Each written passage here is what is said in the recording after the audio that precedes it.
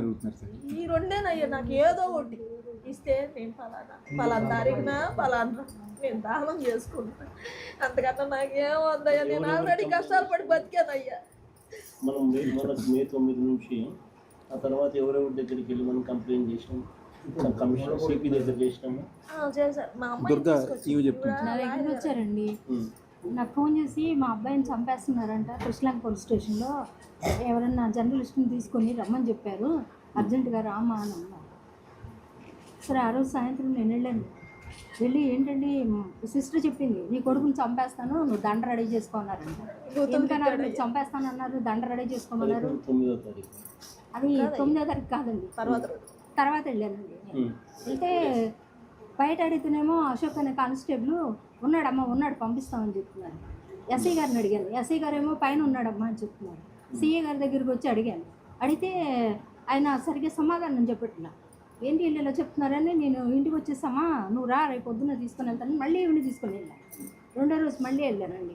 ఏంటి ఇవి వాళ్ళు తేడాగా ఉన్నారు, సరైన ఆన్సర్ ఇవ్వట్లేదు, అసలు పిల్లోడు ఉన్నాడో లేదో చెప్పట్లేదు. ఈవిడ చూసింది కొట్టడము, అబ్బాయి కేకలు వినటము, ఈ బాబుతో పాటు ఇంకా 4 నా సబ్జెక్టులు ఆ సెల్లో వేయటము, వాళ్ళందరినీ పంపించేశారు మన సబ్జెక్టులకి. కానీ ఈ పిల్లని పెట్టలేదు.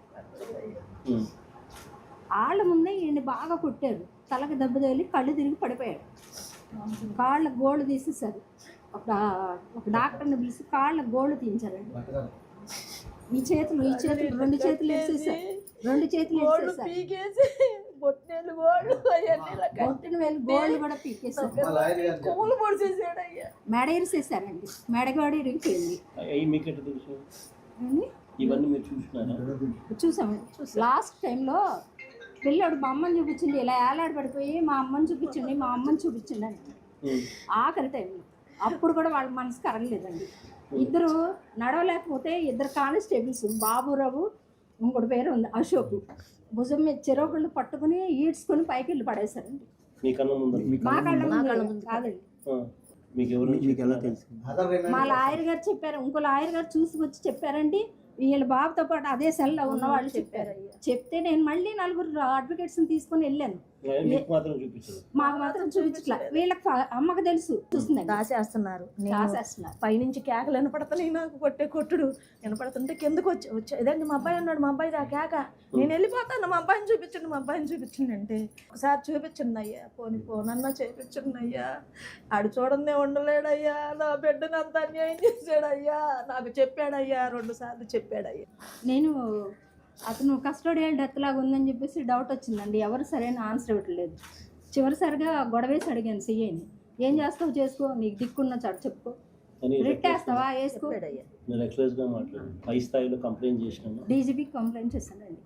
డీజీపీకి కంప్లైంట్ చేశాను. అక్కడి నుంచి కమిషనర్కి వచ్చింది ఆ లెటర్, తీసుకున్నారు, సైలెంట్ అయిపోయారు, ఏం పట్టించుకోలే. హ్యూమన్ రైట్స్కి వెళ్ళి కంప్లైంట్ చేసి ధర్నా చేసి హైకోర్టులో రిట్ వేసాం. సిపి దగ్గరికి ఎప్పుడైతే ఈ కంప్లైంట్ వచ్చిందో, వాళ్ళ స్టేషన్ నుంచి మా దగ్గరికి వచ్చి జరిగింది ఏదో జరిగిపోయింది, సైలెంట్ అయిపోండి, మీకు అంత ఇస్తాం ఎంత ఇస్తాం అని అంటున్నారు. కానీ అసలు బాబుని చూపించాడు, ఏం జరిగింది ఏంటి, ముందు అసలు పిల్లోని చూపించండి, ఉన్నాడా లేడా అని అంటే జరిగింది ఏదో జరిగింది. కవరప్ చేయడానికి అసలు విషయం కరెక్ట్గా చెప్పట్లా. కొన్ని కొట్టాడు, నేను అన్నానండి, మీరు కొట్టారు తెలుసు, వాడికి సీరియస్ అయింది, మీరు ట్రీట్మెంట్ ఇప్పిస్తున్నారంట, బాబుని ఇచ్చేయండి, మేము కేసు పెట్టుకోం, వాళ్ళ అమ్మ చచ్చిపోయేలా ఉంది, మేము కేసు పెట్టాం, ఏమొద్దు, చిట్లు పోయినాయండి, కాళ్ళు చేతులు చిట్లు పోయినాయి. 2 కేసులు ఉన్నాయండి. ఆ 2 కేసుల్లో కూడా వారెంట్ ఉంది. వారెంట్ మీద తీసుకొచ్చి అంత పని చేస్తారని ఎక్స్పెక్ట్ చేయలేదండి. అంత దారుణంగా కొట్టి చంపాల్సిన అవసరం ఏముంది? వారెంట్ మీద పట్టుకున్నావు, తీసుకెళ్ళి కోర్టుకు పెట్టాలి. కోర్టు ప్రొడ్యూస్ చేయాల్సిన కేసు ఇది. అవునండి, అసలు తన దగ్గర చిన్న ఇష్యూ అండి. కేసులన్నీ కొట్టేశారు, 2 ఉన్నాయి. వారెంట్కి సంబంధించి వీళ్ళు తీసుకొచ్చి మామూలుగా వీళ్ళు చేయాల్సిన పని ఏంటంటే కోర్టు పెట్టాలి. అట్లాంటిది కోర్టుకు పెట్టకుండా 4 రోజులు హింసించి 15 మంది కొట్టారు. 4 రోజులు హింసించి కాళ్ళు చేతులు అన్నీ ఇరిసేసి దారుణంగా కొట్టారండి. రక్తం కారిపోయింది, ఆ సెల్లో రక్తం కారిపోయింది. గోల్డ్ పీకారు. ఆర్ఎంపీ డాక్టర్ సుబ్బారావుని ఒకరిని తీసుకొచ్చి ట్రీట్మెంట్ వారికి ట్రీట్మెంట్ చేయించడం కట్లు కట్టి పక్కన ఉన్న వాళ్ళందరూ చెప్పారండి ఆ చుట్టుపక్కల ఆడి కూడా తీసుకొచ్చారు. ఆర్ఎంపీ డాక్టర్ వివరాలు అన్నీ తీసుకొచ్చారండి. ఆ 2 కాళ్ళకి ఇంజెక్షన్ చేస్తే 2 కాళ్ళు పడిపోయినాయి పిల్లడివి. 2 కాళ్ళు పడిపోయినాయి. అంటే వీళ్ళు పుట్టు పెట్టకుండా కొట్టి తిట్టి ఇంజెక్షన్ చేసేటప్పుడు 2 కాళ్ళు పడిపోయినాయి. 2 కాళ్ళు పడిపోతే 2 కానిస్టేబుల్స్ ఈడ్చుకుంటూ తీసుకెళ్ళి పైన ఒక చిన్న రూమ్ ఉంది. ఆ రూమ్లో వాడు కేకలు అనపడుతుంది నాకు పైనుంచి కేకలు అనపడుతుంది. అమ్మో ఇది నా పిల్లాడు గొంతు. నేను ఎదురుగా ఒకడు ఉంటే తోసేసి నేను గబగబా వచ్చేసాను. నా పిల్లాడమ్మా మీ అబ్బాయి కథరా యువతలకు రాను ముందు అడ్డం వెళ్ళిపోయారండి. ఇద్దరు వచ్చి అడ్డం నుంచున్నారు. పైకి వెళ్తుండే ఆ పిల్లోని కొడుతుంటే కేకలు వినిపిస్తున్నాయి. అక్కడ వెళ్ళే దారికి అడ్డం నుంచున్నారు 2 కానిస్టేబుల్. అంత నుంచొని బంధించి కొట్టాల్సిన అవసరం ఇందులో ఏం లేదండి. మేము ఆల్రెడీ కృష్ణలంక పోలీస్ స్టేషన్లో ఇతను గత 20 సంవత్సరాల నుంచి ఏజీఎస్లో చేసేవాడు. ఎస్ఐగా చేసేవాడు. ఈ నాగరాజు అనే అతను ఫస్ట్ నుంచి దూకుడుగా ఉండేవాడు. మా పిల్లాడు ఏదైనా చిన్న చిన్న తప్పులు చేస్తే తీసుకెళ్ళి పడతారు పోలీసు వాళ్ళు అన్న తర్వాత పెద్దన్న పాత్ర పోషిస్తారనేది ఇది అందరికీ తెలిసిన సాధ్యమే. వీళ్ళందరూ ఫ్రెండ్లీ పోలీస్ అన్నారు కదా. ఈ ఫ్రెండ్లీ పోలీస్ అంటే మనిషిని తీసుకెళ్ళి కొట్టి చంపి శవాన్ని కూడా భస్మం చేసి తీసుకెళ్ళి వాళ్ళే కాల్ చేసి బూడిది కూడా ఇవ్వకుండా వాళ్ళ పరిస్థితి అలా ఉంది ఆ సిఐ నాగరాజ్ది. మేము మామూలుగా వాళ్ళు మా దగ్గరికి ఒక మనిషిని పంపించారు కానిస్టేబుల్ పంపించినప్పుడు మేము చెప్పాం, మీరు మర్యాదగా మనిషి ఉంటే మనిషినప్పు చెప్పండి, లేకపోతే బాడీని అప్పు చెప్పండి. మేమెవరో రోడ్డు పక్కన వాళ్ళలాగా వెనక ముందు ఎవరో లేనట్టుగా ఆడబిడ్డ అలా తిరుగుతుంటే, అయ్యా నేను మీకు తెలుసు కదయ్యా, మా బిడ్డ మీకు తెలుసు కదయ్యా, మా తమ్ముళ్ళు మీకు తెలుసు కదయ్యా, అయ్యా ఒక్కసారి మాట్లాడించండి అయ్యా అన్నప్పుడు మీ హృదయం కలగనప్పుడు మేమెందుకు ఊరుకోవాలి అన్న ఆలోచనతో మేము బయటకు వచ్చాం. మేము బయటకు వచ్చిన తర్వాత మేము ఒకటే అడిగాం. మా దగ్గరికి వచ్చిన కానిస్టేబుల్స్కి వీళ్ళందరికీ మేము ఒకటే చెప్పాం, మర్యాదగా మీరు మనిషిని అప్పు చెప్పండి లేదా బాడీ అప్పు చెప్పండి. ఈ 2 జరగని పక్షంలో మేము ఏం చేయాలన్న దానికి కూడా మేము వెనక ముందు ఏం ఆలోచించాం. మేము 10 మంది ఫ్యామిలీ మెంబర్స్ ఉన్నాం. మేము మిడిల్ క్లాసు. ఇంతకన్నా మిడిల్ క్లాస్ వాళ్ళు ఉంటారు. రోజువారీ రిక్షా తొక్కుకునేవాడు, ఆటో తోలుకునేవాడు, రోజు కూలి చేసుకునేవాడు. వాడికి అన్యాయం జరిగితే సపోజ్ ఎవరూ రారు, వాడు ఎక్కడికి వెళ్ళాడు, ఏ స్టేషన్కి వెళ్ళాడు, ఏ కోర్టుకి వెళ్ళాడు, అంతా మ్యానిపులేట్ చేసి వాళ్ళే చేసుకుంటారు. ఇలా ఆల్రెడీ 2 రోజుల క్రితం ఇంకొక అతను చనిపోయాడు, 15 రోజుల క్రితం. ఈరోజు ఈ తల్లి ఏడిసింది, అప్పుడు ఆ తల్లి ఏడిసింది, ఇప్పుడు ఇంకో తల్లి ఏడుస్తుంది, రేపు ఇంకో తల్లి ఏడిసింది. ఇలాంటి ఏడుపు అనేది ఇంకోసారి ఉండకూడదు అనేది మాకు చనిపోయాడు. అతని పేరు చెప్పి చనిపోయాడు. ఎంఆర్పిఎస్ మాది ఇప్పుడు తప్పైపోయింది. నన్ను వేటాడి వేస్తున్నారు. గత 3 నెలల నుంచి నన్ను కొడుతూనే ఉన్నారు. నేను ఇంక బతకలేకపోతున్నాను. నా సహకారం కృష్ణాక్షయ్య గారు ఇంక నేను బతకలేను. గులికలు ముందు తాగేస్తున్నారు. నా సహకారం కృష్ణాక్షయ్య గారు. చూడండి అంట, నెక్లెస్ క్రిమినల్ కాకంట మేమందరం ఊరుకోవాలంట. ఏసీపీ అవుతున్నాడంట, బేరం తీసుకొస్తున్నారండి. చూస్తాం.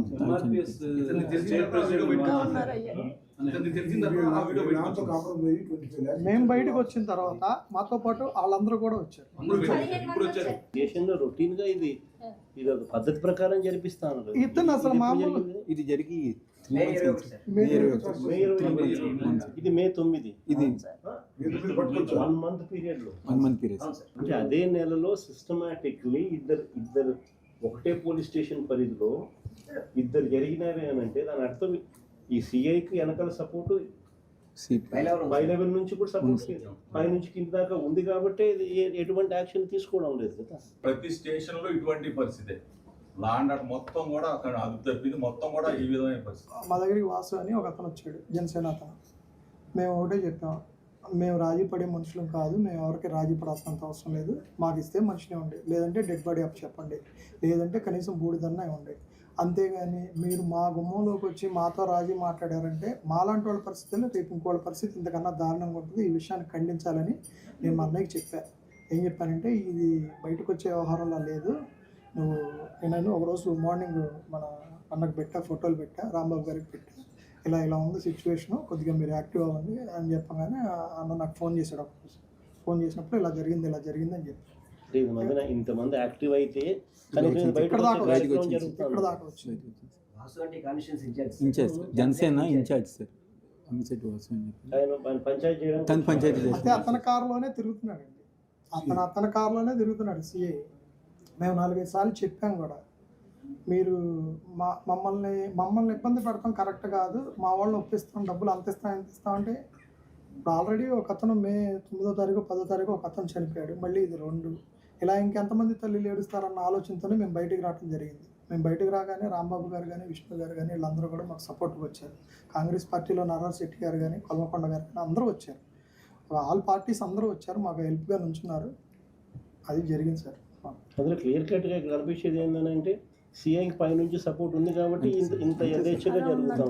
బాగా ఉందండి. ఎందుకంటే మీరు డీజీపీకి మీరు కంప్లైంట్ చేసినా నో యాక్షన్, కమిషనర్కి వస్తే కమిషనర్ దగ్గర నుంచి మీకు నో యాక్షన్. స్టేషన్ సిఐలు, ఏసీపీలు, కమిషనర్లు, చివరికి డీజీపీలు దాకా అందరూ నెక్సెస్లో దీంట్లో భాగంగా అందరికీ ఏం జరుగుతుందో తెలిసినా కూడా అందరూ దాన్ని కవరప్ చేసే కార్యక్రమమే జరుగుతుంది. కానీ సీరియస్గా యాక్షన్ తీసుకోవాలని లేదు. యాక్షన్ తీసుకునేటట్టుగా అయితే సస్పెన్షన్ ఎందుకు చేసినారు? అసలు ఫస్ట్ ఆఫ్ ఆల్ సీఐని ఎందుకు సస్పెండ్ చేసినారు? హత్య జరిగిందని ఒప్పుకున్నట్టే కదా. ఇది మన హాస్పిటల్ నుంచి వచ్చింది ఫోటో.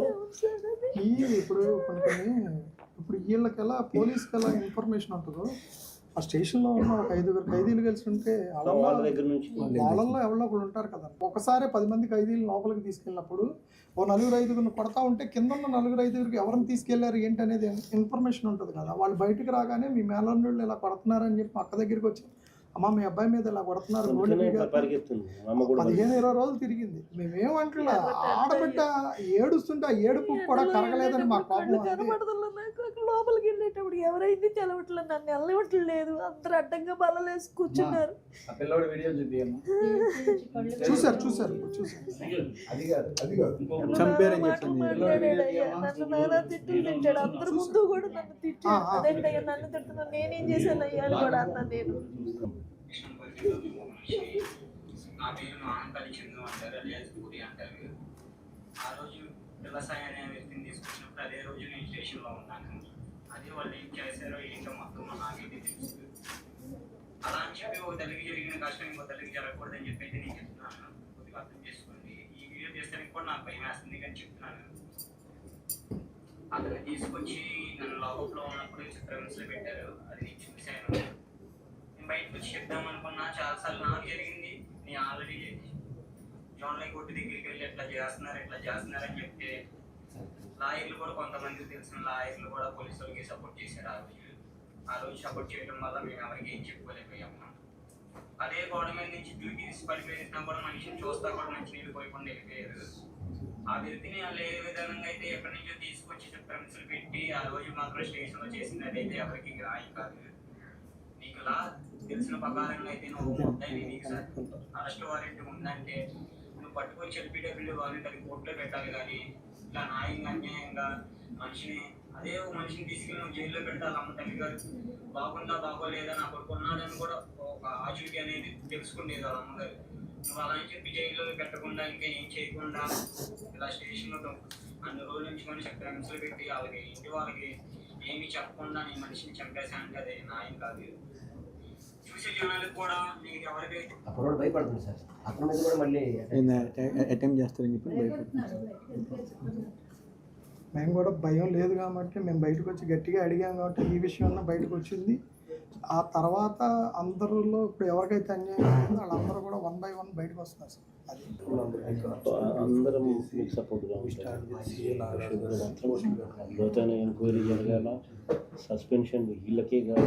అసలు ఇట్లాంటి వ్యవస్థ మారాలంటే వీళ్ళని కంట్రోల్ చేసే మొత్తం పైదాకా ఉన్న వ్యవస్థలు అందరిలో ఉన్న వాళ్ళందరూ కూడా దీనికి బాధ్యత వహించి టోటల్ రివ్యాంప్ అనేది జరిగి భయం అనేది ఒకటి క్రియేట్ అయితేనే ఇటువంటివి ఆగుతాయి అనేది నేను కూడా సంపూర్ణంగా కూడా నమ్ముతున్నాను.